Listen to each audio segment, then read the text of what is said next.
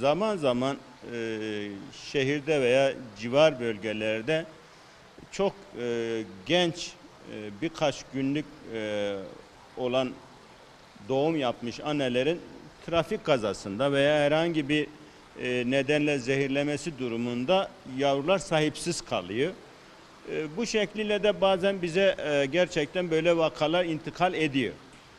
Tabii ki şimdi biz Van kedisiyle ilgili işlemler yürüten bir merkeziz ama bazen de işte sokak kedileriyle ilgili böyle de olaylar ortaya çıkınca da biz gerçekten kayıtsız kalamıyoruz. Acaba biz bunları ne yapabiliriz diye.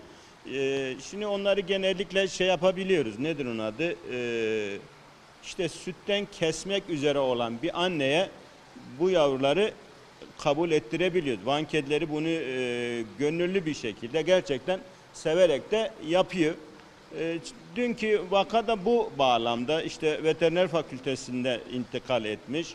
Veteriner fakülte yöneticileri bu konuda gerçekten duyarlılık gösterdiler. Ambulansla gittiler, getirdiler. Gerçek anneleri trafik kazasında ölmüş. Yavrular 10 günlük yavrular.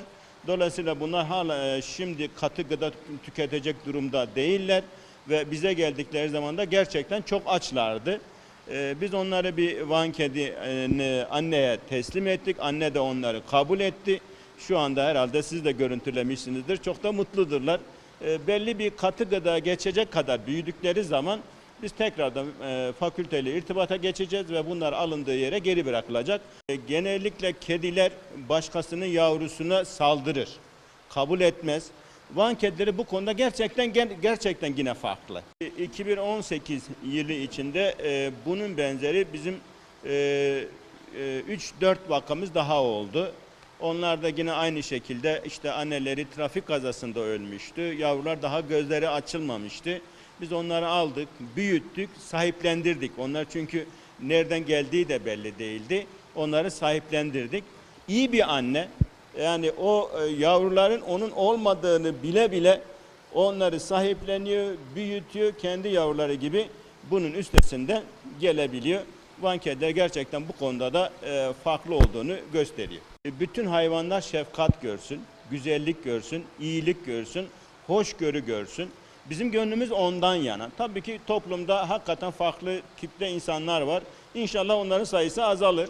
Yani bu konudaki duyarlılığın aslında herkes tarafından paylaşılmasını istiyoruz. Çünkü bu bir can. Yani nasıl bir insana merhamet gösteriyorsanız sizin buna da sahip çıkmanız lazım. Yani sizin bir canın yok olmasına sizin vicdanınızın sızlatması gerekiyor. Yani insanlar nasıl hayvanlara işkence ediyor anlamış değil. Sevmeyebilirsiniz. Yani sevmek zorunda değilsiniz. Evde almak zorunda değilsiniz. Ama sokaktaki bir hayvana niye işkence edersiniz ki? Yani ben gelecek neslin bu konuda daha duyarlı olacağını düşünüyorum. Çünkü şunu düşünün. Yani bir sokağınızın olduğunu düşünün ve o sokağınızda hiç hayvan yok. Ve hiçbir insan bunu görmeden büyüyor. Bu doğru bir sokak olmaz.